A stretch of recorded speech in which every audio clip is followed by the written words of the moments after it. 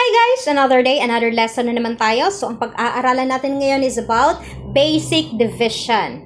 Napaka-importante po na maintindihan ng ating mga bata sa kanilang murang edad ang concept ng division. Kasi I think mga grade 2 or 3 yata nagsisimula na silang mag-aral ng division. So, napaka-importante na maintindihan nila kung ano ba ang ibig sabihin ng division. So, ang division is splitting a total number of items into equal groups. Ito ay ang paghati-hati ng total numbers into equal groups. So, ibig sabihin, fair sharing. So, kung ano yung share ng isa, ganun ang share ng lahat. And then, malalaman din nila kung ilan ba ang nakuha ng kada grupo. Okay, so para mas maintindihan natin, gawan natin siya ng example. So, si teacher daw, meron siyang 20 na stickers. Tapos, gusto niya itong ibigay sa kanyang 4 na students. So, ang kanyang 4 na students ay si Summer, si Winter, si Spring, at si Fall. Okay, so hindi ito galing sa kanta ha, char lang. So, meron siyang 4 na students. And then, ang kanyang 20 na stickers, i-count natin. 1,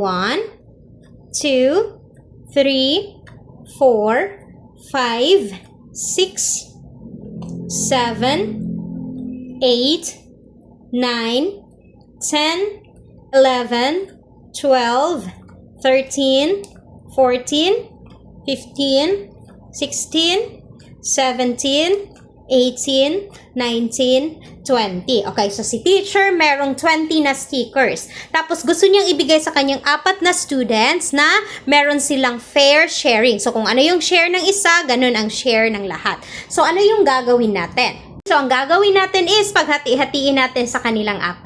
So kuha tayo ng isa dito sa sticker ni ma'am.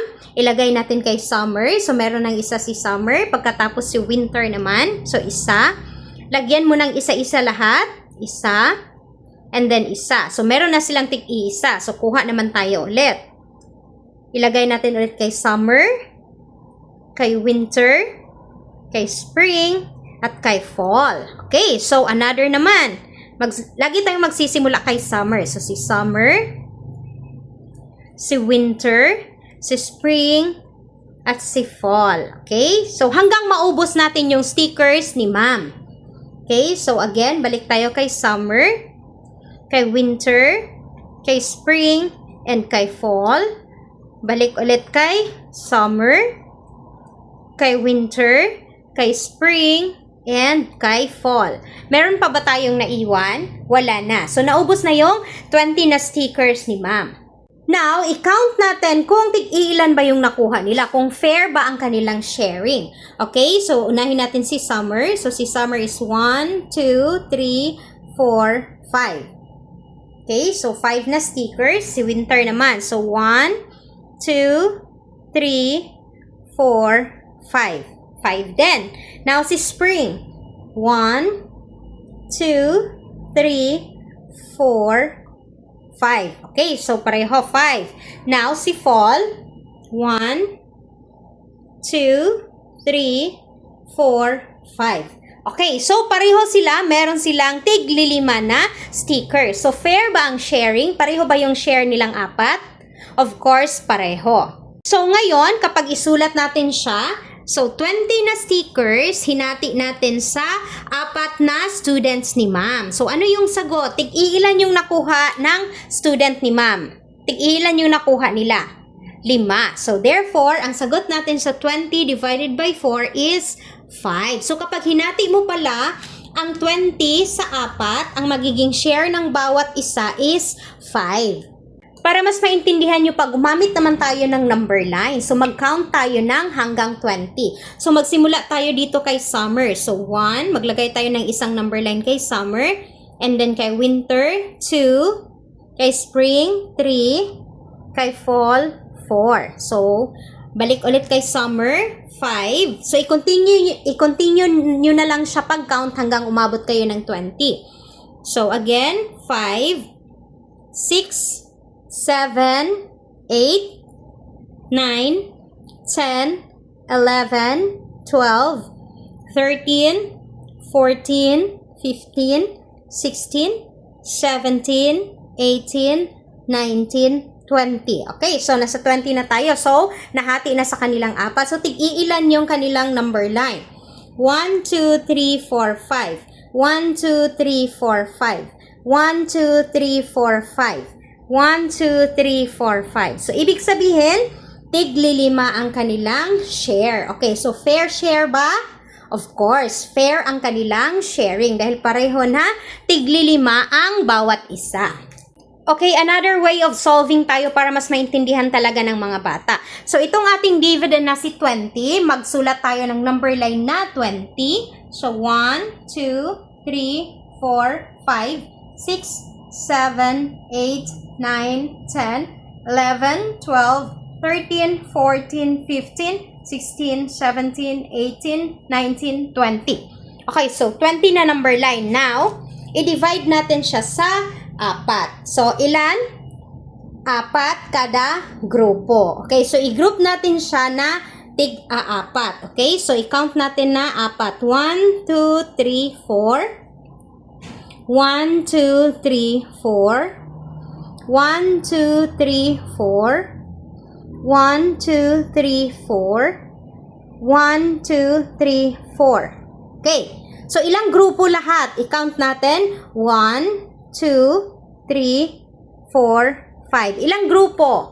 5. So, therefore, si 20, kapag i-divide natin sa 4, naging 5 ang kanyang sagot. Okay? So, same lang sila, pero iba-iba yung process. So, depende na yun sa inyo kung saan na process ang mas madali nyong ituro sa inyong mga anak or asan yung process na mas madaling maintindihan ng inyong mga anak. Okay, another example naman tayo para mas maintindihan talaga ng mga bata. So, si teacher, meron siyang 13 na stickers. So, i-count muna natin. So, butterfly naman ang mga stickers ni teachers, no? So, napaka-colorful ng mga butterfly. So, i-count natin.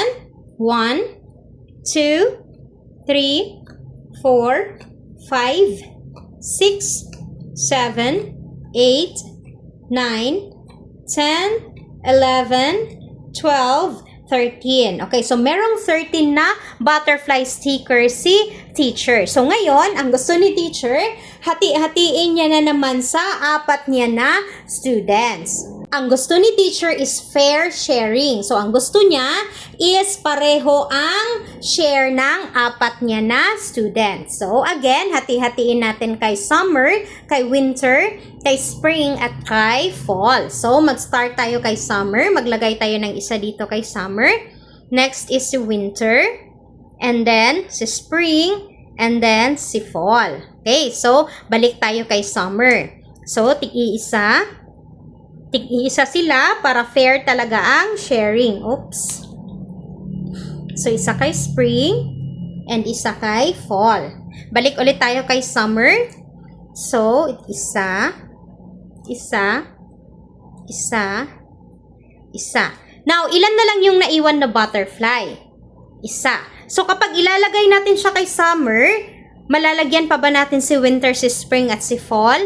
Hindi na. So, therefore, hanggang dito lang yung fair sharing. Kasi kapag ilagay natin ang isa dito, so, hindi na fair. Kasi mas marami na kay summer compare kay winter, kay spring, at kay fall. So, iiwan natin ang isa natin dito na butterfly.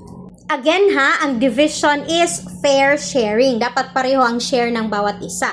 So, therefore, hindi na natin ilalagay ang isa kasi kapag ilagay natin dito, mas marami na yung kay summer. So, i-count natin kung tig-iilang butterfly stickers meron sila. So, si summer, 1, 2, 3. So, winter naman, 1, 2, 3. Si spring, 1, 2, 3. At si fall, 1, 2, 3. Okay, so pareho ba ang share nila? Pareho. Pareho silang 4 na meron silang tig-tatlong butterfly stickers. So, fair ba ang sharing? Of course, kasi pareho ang kanilang sharing. Walang nakalamang sa kanila na kahit isa. Pero, take note na merong naiwan na isa. So, paano natin siya isusulat? So, kapag isulat natin siya into number sentence, so 13 ang butterfly stickers ni teacher. So, 13, tapos hinati natin sa 4 niya na students. So, 13 divided by 4, tig-iilan yung nakuha ng students niya? Tig-3. So, therefore, ang sagot is 3. So, 13 divided by 4 is equal to 3. Pero, take note na merong naiwan na isa. So, saan natin ilalagay yung isa? So, si isa is gawin nating remainder 1. So, 13 divided by 4 is equal to 3, remainder 1. Ibig sabihin, si 13, hinati-hati natin sa 4. So, tig-tatlo yung 4 na students, pero merong naiwan na isa. Okay? Okay, so naintindihan ba natin? So, para mas maintindihan natin, gawa tayo ng number line. So, 13 na number line, 1, 2, 3, 4, 5, 6, 7, 8, 9, 10, 11, 12, 13. I-grupo natin ng tig-4. Okay? So, 1, 2, 3, 4. 1, 2, 3, 4. 1, 2, 3, 4. Merong naiwan na isa. So, ilang tig-4 yung nagrupo natin? Isa, dalawa, tatlo, and merong naiwan na isa. So, therefore, 13 divided by 4 or hinati natin sa 4 ang 13, ang sagot is 3 na 4 yung nahati natin, pero merong naiwan na isa. Okay, so that's all for today's video, guys. Sana may natutunan kayo, and sa mga parents natin, sana naintindihan natin para alam din natin kung paano ituro ang basic division sa ating mga anak, lalo na yung mga nasa elementary na mga grades, mag-start ng grades 2, 3, ganon. So, dapat napaka-importante talaga na alam nila yung basic division. See you in our next lesson. Bye!